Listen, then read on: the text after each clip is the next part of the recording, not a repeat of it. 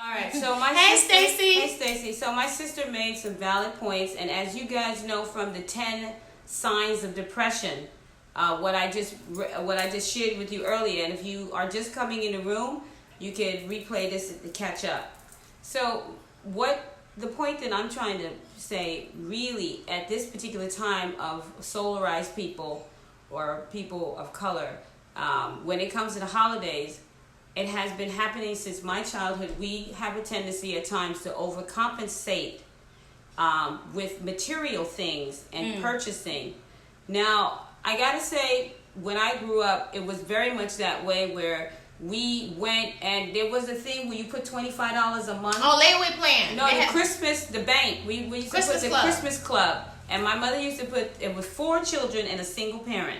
And my mother used to put $25 a month aside for Christmas gift at the Christmas Club at the bank.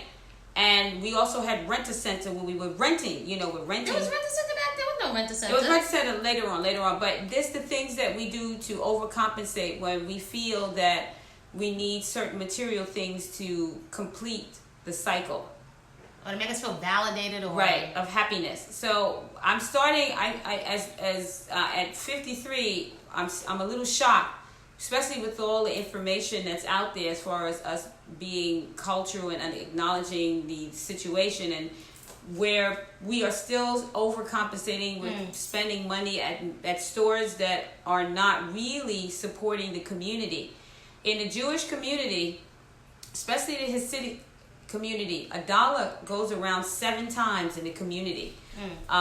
We spend trillions of dollars as a group, and we don't really have much to show for it, not even in politics, Well, as far as you mean the money exiting, but not yes, coming it's back not coming into back. the community. So there's a big issue with that, but I'm really shocked because here in Belize, which I'm shocked about, there's people that take out money from the bank to buy gifts and end up broke and have to pay all of that money back all of January, February. They're really tight with money. Well, somebody did point out that we do that in the States. We do that with credit cards. But it looks different with credit cards. Right, so maybe it would credit look like cards. because the economy is different. It's not the same. The hourly wage is much less, not less than a third of what there is in the States. But it's more glamorized because we have nice credit cards and probably have your face on it, name of your business. But it's still the same thing, spending money that you don't have, and it's not an asset. It's not like the way that we're spending. First of all, it's not circulating back. No. It goes on items that break up and that are very cheap, and they're not. A lot of our money are not investments. A lot of it is not really education. And even with the education, a lot of it becomes debt if we're not really getting our monies back, our money's worth off of the investment. Right. So the reason why I brought this up is tis the season to be jolly, which means you're going to be broke, some of us. And a lot of us, from my observation from the years of being on the planet, 50-something years, I did not have the chance of having a father figure in my household as a child, and it really hurt the situation. But for those brothers who are in their lives of their family and feeling the weight, and brothers don't really express it that much, especially when they're holding it down. And I have to apologize to the brothers. I have been neglecting you on this channel, and I apologize for that. So I want to make it up. So I do acknowledge, and I come from a big family of brothers. So I have a lot of brothers.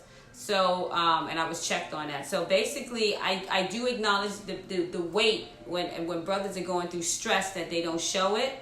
If anything, they when they do show it, they show it in a different way as a female. And I totally want to apologize again for me not, acknowledging that. We got men folks up in here, and the men folks that are here, they have sisters and they have wives, and I have not. we have to. I think it's good to acknowledge everyone. Right. So with depression, I know when I was in the States, not having enough vitamin D and going to work from sun up to sundown. Literally. And not really eating properly and not sleeping properly, and really just agitated and irritated from being on the train. Well, hold on, excuse me. What do you mean by not eating properly? I was eating, but I was eating not sitting down, standing up, not digesting my food properly, and just scarfing it down. even though I was eating fruits, vegetables, seeds, and nuts, I was not digesting my food. I was just wolfing it down and then running to work because I didn't want to be late. You know, so, and I had a responsibility. If I was late, I was penalized for it, and that really took a toll on my pockets. AKA you lose money. When it came to me paying my rent, you know, and my bills. So I couldn't, so I didn't have a lot of time to eat. And when I did get home, it was 11 o'clock. I was under a lot of stress, and the wintertime was the worst because of the season changing and not getting enough sunlight. I was easily irritated. Even if I was eating fruits, vegetables, seeds, and nuts, I was still irritated. You know, so it was. I was lacking a lot of even though you're eating the right foods, if you're not in the right. I wasn't absorbing it because I was wolfing it down, and I wasn't in a nurturing environment because the winter really took a toll on my mental state as far as not seeing sunlight. You know what I mean? It's like living in a cave. And you only come out just to run to your destination and to run back. And so it was really, and depression was something that was big for me, where I was not, even if I was exercising. I mean, that practically just saved my life from taking Prozac. But people I know was taking Prozac, and they was medicated. What saved me was the exercising, but the doom and gloom with no sun was definitely, and the snow and the cold, I was miserable. I was miserable. I dreaded after the Labor Day weekend. When Labor Day came, I knew what was coming ahead was winter, fall and winter. And so I relocated because it was just not healthy for me. The environment was not healthy, and just the wear and tear of hustling for that dollar. And just spending that money on gifts and stuff like that for other people, and then ending up back in the rhythm again of trying to, you know, save up enough money to pay the rent because I spent money on buying this person a gift. You know, $500 here. You buy somebody an expensive pair of shoes or whatever. You know how we as a race of people, when we spend money big. We don't spend money small. You know, we go big, big, big, big. You know, so we have a tendency to buy things and to overcompensate to keep up with the Joneses, and we not really on that financial level right there. So I had learned to really make my gifts. So what I do with the holidays is that I make gifts. I get I design jewelry, so I'll make a gift for somebody. Or what I would do is spend time with that person instead of buying a gift. I'll make lunch at the house.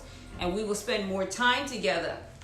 What I started realizing when I stopped, you know, chasing that dollar, I realized that I was spending more time buying things as opposed to spending more time with people. So I really, and I'm really saying this from the bottom of my heart, that would actually help out with depression, even if you're living in the States, if we spend a little bit more quality time with each other. And I totally get that we have to work, but you always have time for loved ones, just to get a hug from somebody, or just kind words, or call somebody up, somebody that could push you through that dark stage, you know, because a lot of times with depression, if you don't catch it, you can really fall and go deep. And some people don't get back up, if you know what I mean.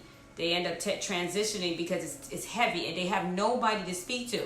That's why it's really important that we not judge brothers when they have a moment where they need a hug, and there's nothing wrong with breaking down. I personally do not see a man when he is breaking down as weak. You know, I'd rather him communicate his emotions than punching or getting angry or screaming and hollering, because that's totally unnecessary. You know what I mean? We could talk this out, you know, and that's a healing. That's healing. So for the brothers out there, I love you guys. And also there's a big move in the yoga scene for men who are taking up yoga. That's true. It's huge.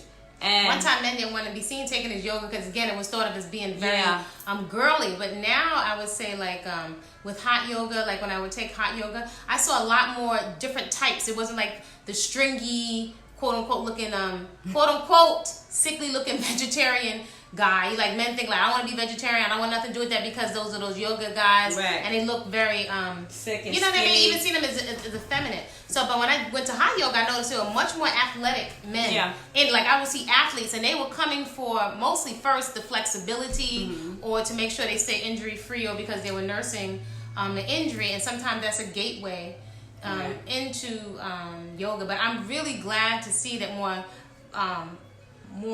chocolate men are realizing, listen, even if I exercise, I need, I would say, primarily talk therapy, where you're in a safe space, and when you're not finding someone just amening dysfunction. Right. Like someone, yeah, man, you know, go get laid, go get drunk, you know, still not dealing. That if you have someone that's actually maybe giving you perhaps mirroring what you're saying to see if you're heard, because a lot of times we just want to be heard. Yes. That's To true. say, like, is this what you're saying? You want to feel heard and understood, and then also maybe making suggestions, not telling you what to do. Right. But well, have you tried this? Or what I think is huge, something I think is huge, is communication skills. That's something all people, That's big. especially as That's a huge. culture, That's that huge. we Communication skills. glorify ineffective and I think dysfunctional communication. Like, you know, we loud as a people, and sometimes that can be fun, but a lot of times we resort to like doing the dozens or getting hot on each other, talking about each other. You know, if you got corns, a pimple, overweight, you know what I'm saying? And doesn't, you know, just putting each other down as a sport, you know, in our community. So quite often that's, it's we make fun of each other and not even consider that some people's feelings are really hurt. And after years and years and years of that, it affects children. It can make people very jaded. That can contribute to our young people using drugs. You know, stuff like that. If you already have a challenging time going out there in the world, and when you come home, everything about your life and your feelings is a joke. You know, so I think it's really for us to become much more sensitive to sometimes, and something I said, people might say that I'm corny, a lot of times we laugh at our pain, like, and we even capitalize off of our pain as like a comedy. It's seen as a comedy. Right. So, I totally... We're practicing our communication skills too. We are, And yes, taking turns with speaking. We're taking turns. And learning how to listen Yeah. to each other, right? Because sometimes it's just habitual. Sometimes we can't even hear. That But is true. we're using different tools That is true. to explore how we're communicating, if we're communicating effectively. So we invite you to join in That is true.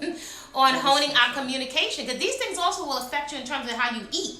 If you don't have ways to communicate, you know, and you're constantly frustrated, I totally am convinced and have observed that if you don't find ways to communicate, you will keep imploding, and it will contribute to you mindlessly eating. Thank you. Yes. You guys don't see the technique, but it's Hey, working. Samantha. Okay, here it is. This is my turn. So basically, communication can lead to depression. If you, it's like having a bank account, and if you keep taking out withdrawals, and you have a communication that is not healthy, where the other person is really taking a like punches at the person, and knows that they're doing it, and they're being mean, and you know your partner, they know how to trigger you. They can say things that other people won't get, but you'll get it. And that could really leave a stench on the relationship as far as communication. And also that could lead to depression in the relationship, and basically lead to termination. So communication is the key, but also how you deal with each other, and even how you deal with yourself. Depression is something that some people from childhood have triggers from childhood, from growing up, and it could be an abusive family household. It could be a language, a tone. It could even be a smell. Like, cause I know we grew up and we had a lot of roaches, and we sprayed cockroach spray, like Raid. When I smell Raid, it throws me off. Like certain smells from my childhood, it just makes me think of lack and poverty. And it makes me feel angry, you know? So smells can trigger emotions. And what I'm doing on a daily basis is changing my story and my relationship to a certain situation and a certain scent. So very important to keep that in mind. But depression is something that I wanted to share because the holidays are here, not coming up. And then New Year's Eve is coming up, and we're going to talk about that as a trainer, how people make New Year's resolutions and they don't stick with it, then they get depressed again. So I would say it's interesting. Okay, so what my sister's saying about triggers, I know for me, being in a place that is like dirty or disorganized, when you said certain things make you think of lack or poverty, it is so grating and irritating on my nerves. It's almost like I can't move forward. So I'm a person that really needs order in order to be able to function. Like, you know, a washcloth not being folded, or hair around something, or dishes sometimes being left out, where that could attract, you know, roaches or something like that. Those things will make me like it make me very irritated and heated. It's like, I would say it's like a trigger. So I think acknowledging and recognizing things that are triggering us, and then sometimes the person that's close to you, your friend or your spouse or your partner, may point out to you the pattern of where you're triggered at. You know, where sometimes your ego or your hurt can't see it. Like, every time we go through this, like, you know, why is that an issue? Like, a piece of clothing or the washcloth not being folded, the dish rag not being folded may not be a big deal to somebody else, and they may not understand, like, okay, this person comes from a history of this, and they really need a clean house, or certain things to be a certain way in order to function. You know, to the other person, it just may not be like a big deal. Right. So sometimes it's for us to give that, you know, or just be sensitive of that to the other person. Like, if I'm yelling or screaming or coming off very critical, and this person has had a history of abuse or an irresponsible parent, when I speak in this tone, it's very triggering. Maybe perhaps there's something for us as women to think of with our men, because we may not think of the term I heard a client use the other day, microaggressions, right?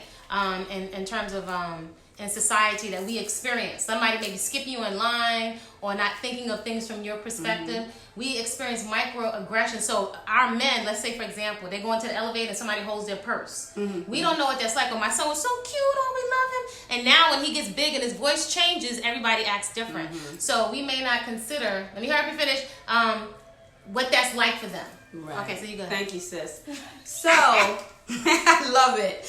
So, with that being said, depression is something that we in the Black community have taken very lightly. When I was growing up, we used to sit down and talk to the minister, or we used to testify, and we used to talk and communicate with the minister. But at this particular point in time, depression is really, really taking a toll, and is really affecting all of us as a whole. So what triggered me to have this conversation was the holidays with jolly old Santa coming down that chimney. I love it. But what really gets me, when people are spending a lot of money that could be, I see used to something else, but we're spending money, you know, with companies that's not supporting our community. So I wanted to bring that up and just let everybody know that just be very mindful of where your dollars are going, and really what I really would love to see is us spend more time making gifts and spending more quality time putting the cell phone away and just spending real time with each other, having real conversations at the table, and really just getting back to really just being a family again, you know. So that's what I wanted to share, and that's why I brought this up. So my sister, Well, has